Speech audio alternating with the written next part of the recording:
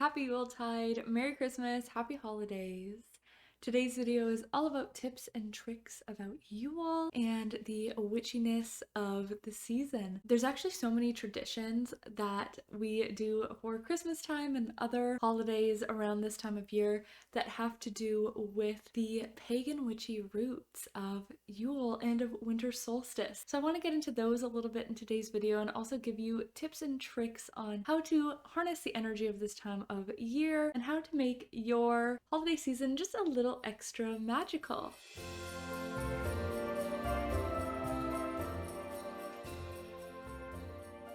Before we get into the video, if you don't know me already, I'm Maggie. I'm a tarot reader, astrologer, past life regression practitioner, amongst other things, and I just love witchiness and woo-woo and spiritual stuff. So with the time of year, I thought what better than to do a video all about Yule and the winter solstice. So let's just jump right into it.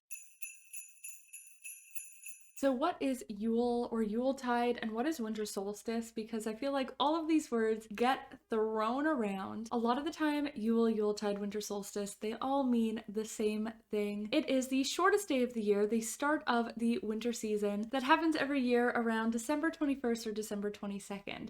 This year it's on December 21st, so if you're watching this in real time, hello, happy Yuletide and happy winter solstice tomorrow. So a lot of these things, a lot of people will do on the winter solstice. However, I like to do them anywhere between the winter solstice and New Year's, just really around this time of year, the beginning of the season. I think Yuletide in general can really be, this is a personal opinion of course, but it really can be anywhere between the 21st to the 31st. And honestly, even before, if you want to get into that energy, into that spirit, it's all energy, right? So if these speak to you and you want to do them beforehand, why not? Why not? You don't have to do them on a very specific day of the year. If you want to do winter solstice rituals, I mean, that is just one day of the year, so that would be on the 21st, but that's just the difference. They mean the same thing, but I really see Yule as the season, as the holiday, and I continue to do stuff with it from anywhere from the 21st all the way to the 31st. Realistically, Yuletide is just the neo-pagan, pagan, witchy ritual tied to the holiday season and the winter solstice, and it does have Germanic roots, it has Celtic roots, Norse roots, neo-pagan roots, some others as well, but those were the main ones that I know of and that I know the history of more. And winter solstice itself, not just Yule, but winter solstice is even more ancient than that, and it's been celebrated all over the world, including ancient Greece and other spaces, other times and places. It happens on the shortest day of the year and it marks the solar return, so there's lots of sun imagery actually and calling in that solar energy, and it's why you might see a lot of colors of like reds and yellows / golds, because that's very that sun color. And it's also those themes of rebirth, of evergreen trees making it and having that symbol of hope all the way through the winter. It's plants coming to life. It's remembering that rebirth is about to come. The days are going to get longer. The sun is returning. You have made it through the darkest days of the year. So that's why, you know, we see the red and green of Christmas is also very typical of winter solstice and of Yuletide in general. It's themes of rebirth, introspection, intention, hope, light, and it really talks about that liminal space in between dark and light, right? That liminal space where we had the shortest day of the year and now it's starting to get longer again. We're in that in-between space, which is why doing your rituals or doing any spells or anything you want to do for Yuletide can be extra potent and extra special during sunrise or sunset. This year, the actual time of Yuletide, there's specific times astrologically, and it's I think 4:20 a.m. EST. So when people in these sorts of time zones, doing a sunrise ritual will be really potent. Whereas for some people in further time zones like Australia or some places in Europe, sunset will be more powerful. So just look up the timing in your time zone and you'll be able to figure it out. There's a lot of holiday traditions like evergreens, like wreaths, like stockings, Yule log cakes, holly and mistletoe. All of these things are very, very tied to Yuletide and winter solstice. And I'd love to do a big deep dive video. So if that's something you want upcoming or something you want for next year, let me know. I would love to dive into more of the practices, but I also do have a podcast, a little bit about it, on my podcast Divine Gossip Girl. So I'll put that in the description down below if you want to check it out and you finish this video and you're like, I want to know even more. go check that out. So let's get into the bread and butter. Let's get into the meat of this video and what you can actually do during Yuletide. Some spells, some fun little traditions you can start. A lot of people will have a Yuletide altar, so if you're familiar with altar work, you could bring some things in to celebrate the solstice, celebrate this time of year. You can deck it out with red and green, with silver and gold, with that snowy, snowy energy, and with sun candles or things to represent the sun, knowing that it's coming back. And when we call in the sun, when we're calling in that solar energy, it's really tied to abundance. So putting little coins or things like that, or things you want to be calling in on your Yuletide altar, can be really powerful. Now, if you don't have the space, I mean, an altar can just be a little corner of a windowsill, a little corner of a desk. It doesn't have to be this special place. It can be if you want, but it doesn't have to be. But if you are not familiar with altars, if that is a little overwhelming, or you're still maybe not quite so open about your witchiness, you're in the broom closet, as some may say, you can also use a Christmas tree altar. So you can pick very specific ornaments and very specific things to put on your tree that for you represent what you're calling in, represent the sun, representing life returning, renewal, and all of those themes we were talking about before. And you can do that with your tree. If you want, you can put your tree up on the 21st, on the winter solstice, to really call that in, or you can save special ornaments and hang them on your tree at that time, and it can become this Christmas tree, evergreen tree, altar space that looks a little bit more natural and you don't have to explain, but it can still be very powerful and very magical for you. During this time, fire rituals, candle rituals, burning rituals, very powerful because we are harnessing the return of the sun. Even just having candles lit during this time can be really powerful. Ones that remind you of the sun, or green and red, are typically used during this time. I actually have a candle spell / ritual for you in the next section, 3 easy Yule spells. So don't worry, I got you covered. But fire, lighting a fire in your hearth, or having candles can be very, very powerful. Reflective work, shadow work, going more into those darker places and shining light and finding that self-acceptance is easier sort of things that you can do during this time. You know, with the darkest day of the year, we want to sit in that shadow, in that darkness. Things you would normally do around a new moon can be really powerful during this time too. Setting those intentions for the next 6 months, really getting into that energy of starting a new chapter and of life returning and light returning. Some journal questions just to start off on that I can give you are: what emotions have you been avoiding? Why is this? When do they tend to come up? What traits do you not like in others that often show up within you?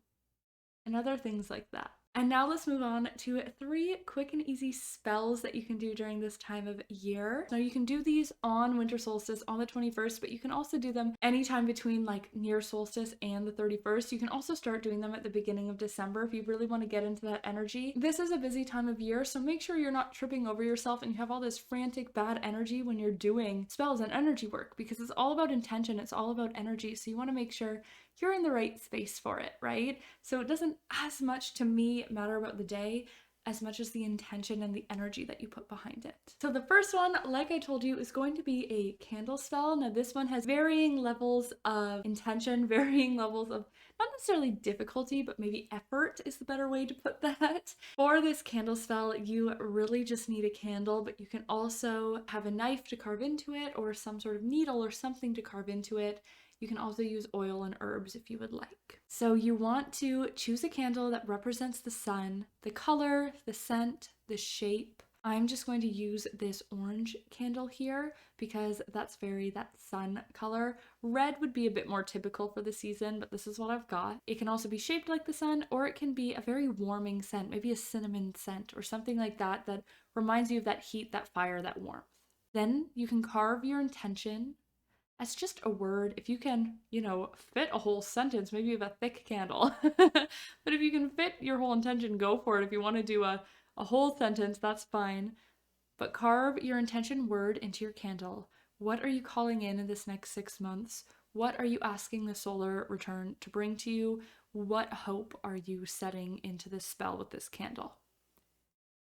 And then if you would like, you can use oil and herbs to anoint your candle with what you want. So you can use cinnamon to bring in abundance, or you can use rosemary to really bring in some nostalgia, some good memories, a little bit of depth to your spell or whatever herb you want. You can go over and just do a quick search of different herbs, and you don't even need to do this part. It's totally up to you.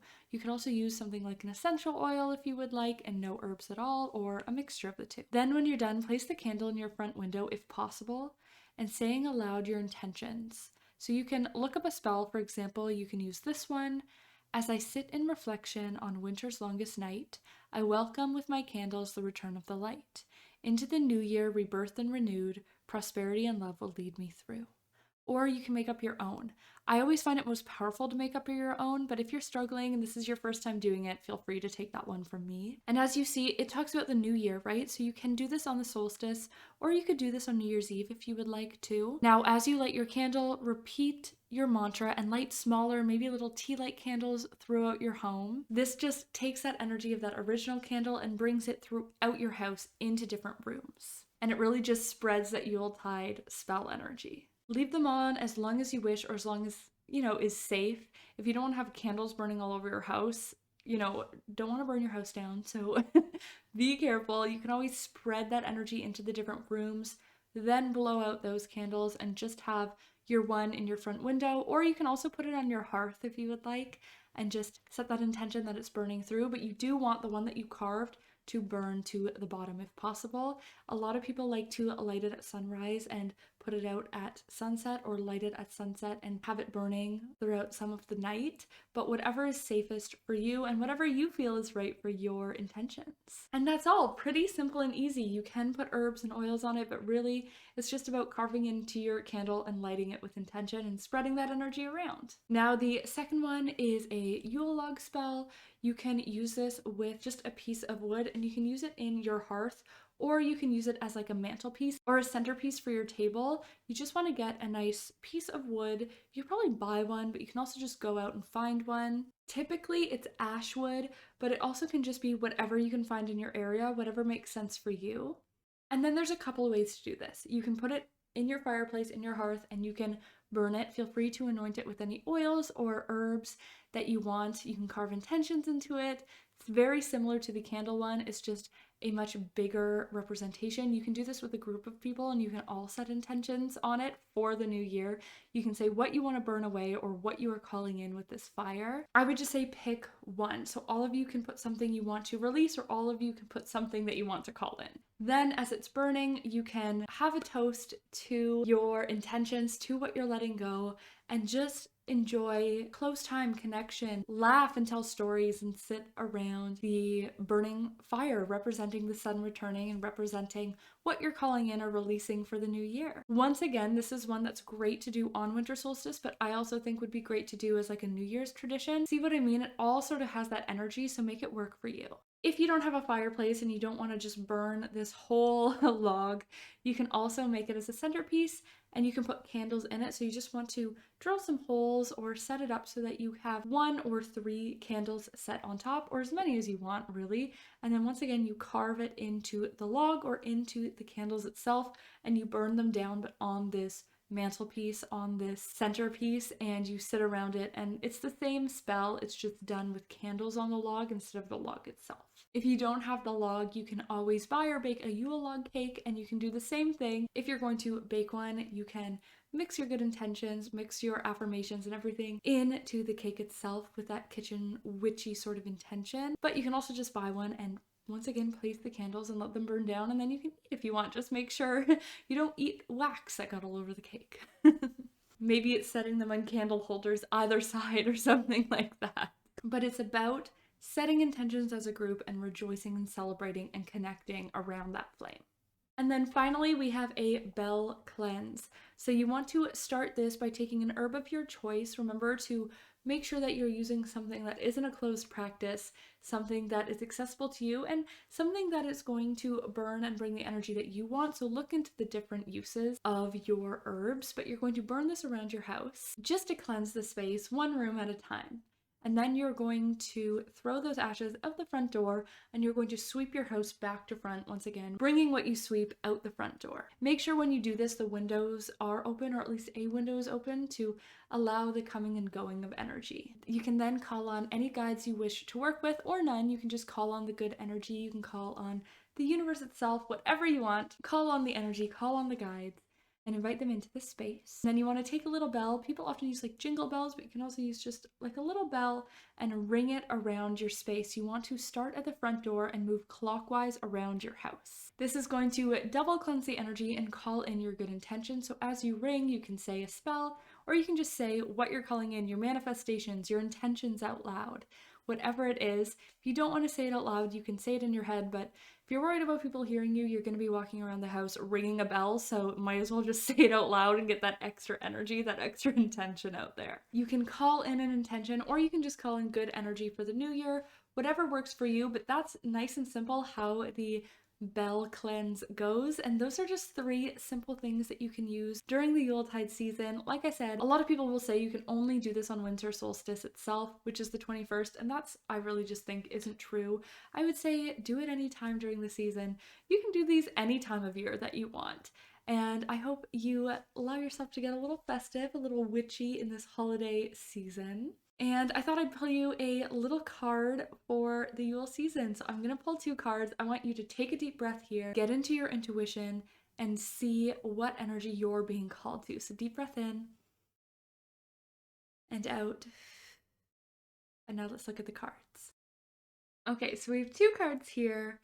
I want you to think if you're number 1, 1A or blue, if you work better with colors or letters. Or if you're number 2, B, or red. Which one is calling you? Which one do you feel that pull towards? Or do you feel pull towards both? That's okay too. So number 1 is the star. The star is all about putting your energy first. So, this time of year, you can be running around like crazy. It can be very overwhelming, and maybe you're putting a lot of other people's needs before your own. And there's times and places for that. That's okay. But how can you start to put your own energy first this season? What is something that you can do that you really want to do? Or something you can ask for help with that you need the help with? Or something that just, is not something you have to worry about. Some sort of boundary you need to set so that your energy is flowing. I don't want you to get burnt out this season. There might be a little bit of a risk of that. So what is something you need to do to put your energy first this season? And then second is the reversed 2 of Wands. So this is very much saying you don't have to do it all.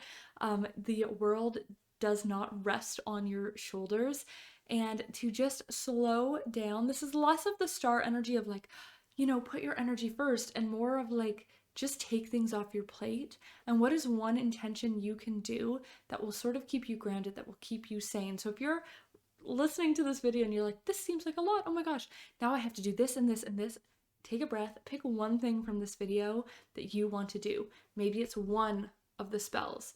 Maybe it's decorating, doing an altar, doing your tree a little bit witchy. What is one thing you want to do from this video? And what is one thing that you want to do for the holiday season that will help you feel grounded and will help you take some of the pressure off of your back? Those are the 2 cards we pulled. Let me know how they resonate. If you pulled number 2, let me know what one thing you're gonna do from this video. And even if you didn't, let me know what you're gonna do from this video. Let me know what you want more of. And let me know if you like these and I can do them for other witchy holidays. I hope that you enjoyed this. Happy Yuletide, Merry Christmas, and Happy Holidays. And I will see you next time. All right, bye.